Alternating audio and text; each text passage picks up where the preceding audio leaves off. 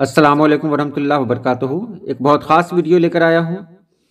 ये video class 12 Bihar board के सभी तलबा और तालबात के लिए बहुत अहम है। आपने जो सवालात मुझसे पूछे, मैंने सोचा कि इसकी एक वीडियो बना दी जाए ताकि आप आसानी के साथ समझ जाएं। तो चलिए हम वीडियो शुरू करते हैं।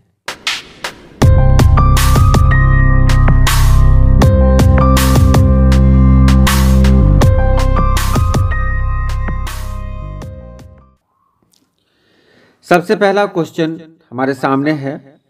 आप में से ही किसी ने यह सवाल मुझे भेजा था कि यह समझ में नहीं आ रहा है, सूरज निकलने से पहले साकित व सामिद ये क्या है। तो सबसे पहले जान लें कि यह सियाक़ व सबाक़ से है।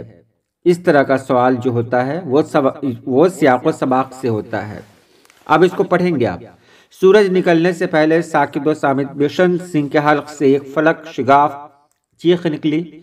इधर उधर कई अफसर दौड़े आए और देखा कि वो आदमी जो 15 बरसों तक दिन रात अपनी टांगों पर खड़ा रहा था, औंधे मुंह लेटा है। उधर खारदार तारों के पीछे हिंदुस्तान था, इधर वैसे ही तारों के पीछे पाकिस्तान। दरमियान में जमीन के इस टुकड़े पर जिसका कोई नाम नहीं था, तोबा टेक सिंह पड़ा था। तो सबसे पहले आपको बताना है कि ये कहाँ से है, और यहाँ क्लियर हो गया तोबा टेक सिंह, तो यहाँ बता ही दिया गया। तो आपको ये लिखना है कि ये इक़्तिबास अफसाना तोबा टेक सिंह से माखूज है, जिसके लिखने वाले हैं, जिसके अफसाना निगार हैं सादत हसन मंटू। इस अफसाने का मेन किरदार, खास किरदार तोबा टेक सिंह है, जो एक पागल है। यह अफसाना हिंदुस्तान और पाकिस्तान के बंटवारे के मौके पर लिखा गया कि हिंदुस्तान और पाकिस्तान का जब बंटवारा होना था, उसमें इंसानों के साथ, यानी आम इंसानों के साथ पागलों का भी बंटवारा होना था। तो लाहौर के पागल खाने में जब यह खबर पहुंची थी तो पागलों में बहुत बेचैनी बढ़ी थी। उसी में एक पागल था जिसका नाम था तोबा टेक सिंह। तोबा टेक सिंह अपने गांव तोबा टेक सिंह से बड़ी मोहब्बत करता था, इसीलिए लोग उसको तोबा टेक सिंह कहते थे, जबकि इसका असल नाम बिशन सिंह था। तोबा टेक सिंह अपने मुल्क से बाहर नहीं जाना चाहता था। उसे अपना वही गांव चाहिए था, वो वही चाहता था जो जहां वो बचपन से रह रहा हो, उसी जगह से उसको लगाव था। जब इसका तबादला, इसका ट्रांसफर हिंदुस्तान कर दिया गया, भारत कर दिया गया, तो तोबा टेक सिंह भारत आने के लिए राजी नहीं हुआ। वो गाड़ी से तो बाहर निकला, पुलिस वाले उसे पकड़कर हिंदुस्तान के हवाले करना चाह रहे थे, लेकिन तोबा टेक सिंह जाने को राजी नहीं था। इसी दरमियान उसकी मौत हो गई, और ऐसी जगह मौत हुई कि जो जगह न तो हिंदुस्तान में थी न पाकिस्तान का हिस्सा थी। तो इसको आपने जान लिया। उसके बाद देखें, दूसरा है मगरिब की जानिब से हिजरत तो ऐसी है जैसे किसी आज़ाद पंछी को सोने के पिंजरे में कैद कर दिया जाए। मगरिब गुलामी की अलामत है, इसमें तो महाजिर को तन्हा हिजरत करनी होती है। यहाँ अंसार का कोई काफिला नहीं होता। दूसरे कुंबे और कल्चर से दस्तबरदार बनवास में वो तन्हा देश से आने वाले खतों के सहारे जीता है। हर खत उसके लिए एक नया धमाका होता है। ये इक़्तिबास इंशाइया हिजरत से लिया गया है। इंशाइया हिजरत के लिखने वाले हैं अहमद जमाल पाशा। उसमें इन्होंने हिजरत के बारे में कहा है कि हिजरत इंसानी सृष्टि में दाखिल है, यानी इंसान का नेचर है, इंसानी फितरत है। इंसान एक जगह से दूसरी जगह जाता रहता है, एक जगह से दूसरी जगह जाने को ही हिजरत कहते हैं। वहीं अहमद जमाल पाशा कहते हैं कि जो लोग पैसा कमाने के लिए मगरिब की तरफ जाते हैं, यानी पश्चिम की तरफ जाते हैं, पश्चिम में कौन कौन से ममालिक हैं ये तो पता ही होगा, अमेरिका है, अरब है, ये सब है। तो वहाँ जाते हैं तो वो लोग सिर्फ पैसे के होकर रह जाते हैं, घर से दूर हो जाते हैं। वहाँ जाकर लोग कैद हो जाते हैं। दौलत तो मिलती है, पैसा तो मिलता है, वहाँ के लोग सिर्फ खतों के सहारे जीते हैं। और वो खत कैसा होता है, जब खत उनको मिलता है तो वो खत धमाके से कम नहीं होता है, क्योंकि ख़त में नई नई बातें होती हैं कि फ़लाँ का इंतकाल हो गया, फ़लाँ को इतना पैसा देना है, फ़लाँ की शादी होनी है। तो सभी में कुछ न कुछ ऐसी बातें होती हैं जिसको पढ़कर बड़ी तकलीफ़ होती है। तो ये दो रहा। आगे देखें, आप में से किसी ने भेजा है, यहाँ तो पूरा वाज़ह है कि ये सियाक़ व सबाक़ के हवाले से तशरीह करनी है आपको। सियाक़ व सबाक़ का मतलब क्या होता है मैं फिर बता रहा हूँ आपको, और मुझे लगता है कि कम से कम 100 बार ज़रूर बता चुका हूँगा इससे पहले। सियाक़ व सबाक़ का मतलब होता है आगे पीछे की बातों को शामिल करके इसकी तशरीह करना, इसके बारे में लिखना। یعنی یہ اقتباس کہاں سے لیا گیا اور جہاں سے لیا گیا اس کے لکھنے والے کون ہیں، یہ سب اس میں بیان کرنا۔ اس کا رنگ بچپن میں یقیناً گورا رہا ہوگا، مگر دھوپ برسات میں پانی بھرتے بھرتے اور موسموں کے مد و جزر سہتے سہتے اب اس کا رنگ تانبے کے مانند جل گیا تھا۔ اس کی آنکھیں چھوٹی اور پیشانی تنگ تھی، گالوں کی ہڈیاں قدرے ابھری ہوئی تھیں، ہونٹ پتلے اور کھلے ہوئے تھے جس سے اس کے سامنے کے دانتوں کی لکیر دکھائی دیتی تھی، گردن معمولی لمبی تھی، کل ملا کر وہ بہت معمولی شکل و صورت کا انسان تھا۔ تو آپ کو بتانا ہے یہ اقتباس کہاں سے لیا گیا۔ تو یہ اقتباس سلام بن رزاق کے لکھے ہوئے افسانہ ابراہیم سقہ سے لیا گیا ہے، اور یہ باتیں بھی جو کی جا رہی ہیں وہ ابراہیم سقہ سے کی جا رہی ہیں۔ ابراہیم سقہ کے بارے میں اس میں بتایا جا رہا ہے کہ ابراہیم سقہ ہو سکتا ہے پہلے کبھی گورا رہا ہو، لیکن اب اس کی یہ حالت نہیں تھی، کیونکہ ابراہیم سقہ گاؤں والوں کو پانی پلاتا تھا۔ دھورن گاؤں کا وہ اکلوتا ساقی تھا اور وہ پانی گھر گھر جا کر دیتا تھا، لوگوں کو دیتا تھا۔ اس کے عوض میں اس کو پیسے ملا کرتے تھے جس سے وہ اپنی زندگی گزارتا تھا۔ اب جب اس کا یہ کام ہے، ظاہر سی بات ہے بہت محنت والا کام تھا، اس کا اثر اس کی صحت پہ بھی پڑا تھا، اس کی صورت پہ بھی پڑا تھا، جس کی وجہ سے وہ اس طرح کا دکھائی دے رہا تھا جیسے جو کچھ لکھا ہوا ہے اب اس کے بارے میں لکھ دینا ہے۔ دوسرا دیکھیں آپ، رفتہ رفتہ معاملہ یہاں تک پہنچ گیا کہ لوگ چائے میں دودھ ڈالنے کی جگہ دودھ میں چائے ڈالنے لگے۔ اب انگریز تو یہ کہہ کر الگ ہو گئے کہ زیادہ دودھ نہیں ڈالنا چاہیے، لیکن ان کے تخم و فساد نے جو برگ و بار پھیلا دیے ہیں انہیں کون بھانپ سکتا ہے۔ لوگ چائے کی جگہ ایک طرح کا سیال حلوہ بناتے ہیں، کھانے کی جگہ پیتے ہیں اور خوش ہوتے ہیں کہ ہم نے چائے پی لی۔ ان نادانوں کو سے کون کہے کہ ہائے کمبخت تو نے پی ہی نہیں۔ یہ کہاں سے لیا گیا؟ تو سب سے پہلے آپ کو بتانا ہے کہ یہ اقتباس لیا گیا ہے مولانا ابوالکلام آزاد کے خطوط غبار خاطر سے۔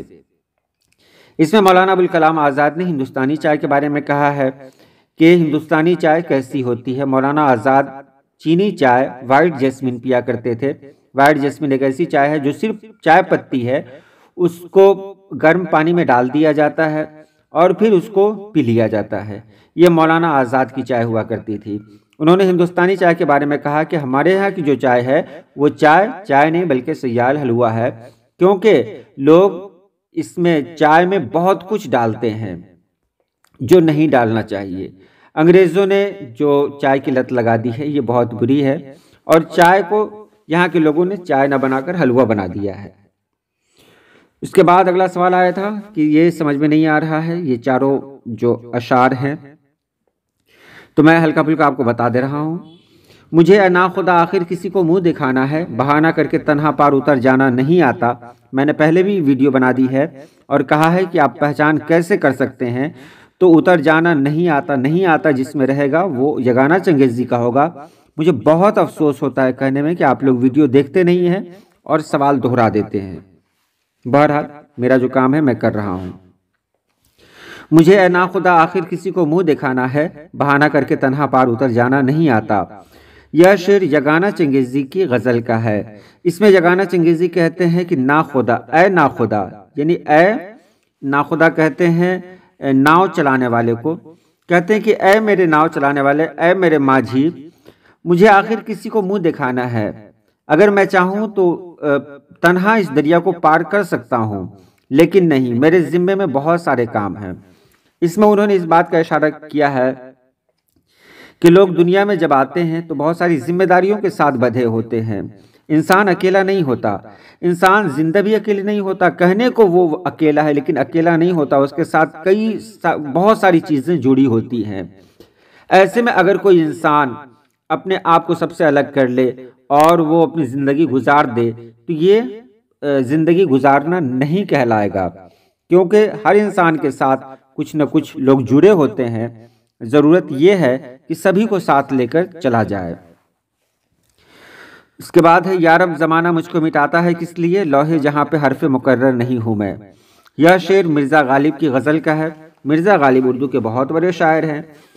مرزا غالب غزل کے شعر میں کہتے ہیں کہ اے اللہ، یہ دنیا مجھے کیوں مٹانے پر تلی ہوئی ہے؟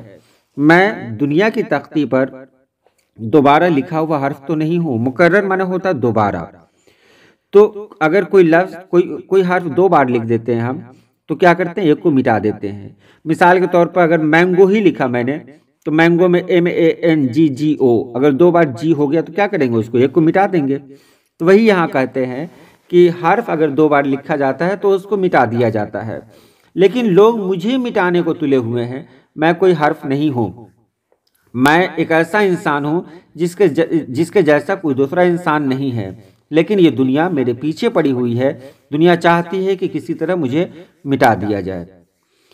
اس کے بعد سی میں ہے، بس اتنی بات تھی کہ عیادت کو آئے لوگ، دل کے ہر ایک زخم کا ٹانکا ادھر گیا۔ یہ شعر خلیل الرحمن اعظمی کی غزل کا ہے۔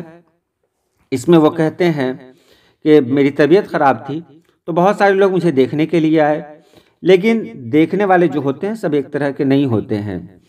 یہاں وہ کہہ رہے ہیں کہ عیادت کو بہت سارے لوگ آئے تھے۔ یہ بہت چھوٹی سی بات ہے کہ جب میری طبیعت خراب ہوئی، میری حالت خراب ہوئی تو مجھے دیکھنے کے لیے، میری عیادت کے لیے بہت سارے لوگ آئے، لیکن ان کے آنے سے مجھے فائدہ نہیں ہوا۔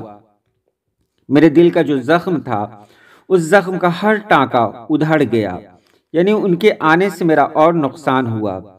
دیکھیے یہاں یہ بھی کہا جاتا ہے کہ کبھی کبھی ہمارے سامنے کچھ ایسے لوگ بھی آ جاتے ہیں جن کی وجہ سے غم اور دگنا ہو جاتا ہے، غم کم ہونے کے بجائے اور بڑھ جاتا ہے۔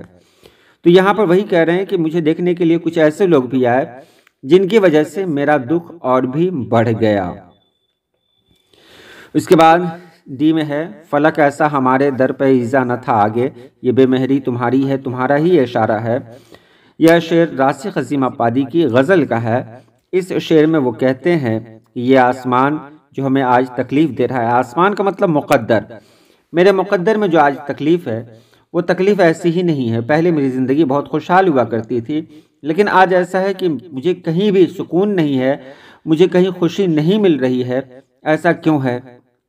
یہ بے مہری تمہاری ہے تمہارا ہی اشارہ ہے۔ تم جب مجھ سے دور ہو جاتے ہو، جب تم مجھ سے الگ ہو جاتے ہو، تب میرے ساتھ یہی ہوتا ہے کہ ایسا لگتا ہے کہ دنیا میں کوئی بھی چیز میرے لیے نہیں ہے، ایسا لگتا ہے کہ میری قسمت خراب ہو گئی۔ یہاں یہ کہنا چاہتے ہیں کہ انسان کی زندگی میں کوئی نہ کوئی ایسا ہوتا ہے جس کے ہونے سے انسان اپنے آپ کو مکمل پاتا ہے، اور جس کی غیر موجودگی میں انسان اپنے آپ کو ادھورا پاتا ہے۔ یہاں یہی کہہ رہے ہیں کہ کوئی انسان ایسا بھی ہے جس کے نہ ہونے سے، جس کے کھو جانے کی وجہ سے ان کی زندگی میں بہت تبدیلی آئی ہے۔ تبدیلی کیسی آئی ہے کہ ان کی قسمت میں اب خوشی نام کی کوئی چیز نہیں ہے، یہ اداس ہیں، بہت اداس ہیں۔ اور یہ اداسی کس کی وجہ سے، کس کی دین ہے؟ ظاہر سی بات ہے اسی کی دین ہے جو ان سے کھو گیا ہے۔ تو یہاں وہ الزام دے رہے ہیں کہ یہ قسمت جو میری خراب ہے، مجھے ہنسنے کا موقع نہیں مل رہا ہے، اس کا مطلب یہی ہے کہ یہ سب تمہارے اشارے پر ہو رہا ہے، میری قسمت پہ تمہارا کنٹرول ہے، تمہارا قابو ہے۔ تو یہ سب باتیں رہیں، امید ہے آپ لوگوں نے اسے سمجھ لیا ہوگا۔ چلیے آج کے لیے اتنا ہی، دعا کرتا ہوں اللہ پاک آپ سبھی لوگوں کو خوش رکھے، آباد رکھے۔ اللہ حافظ۔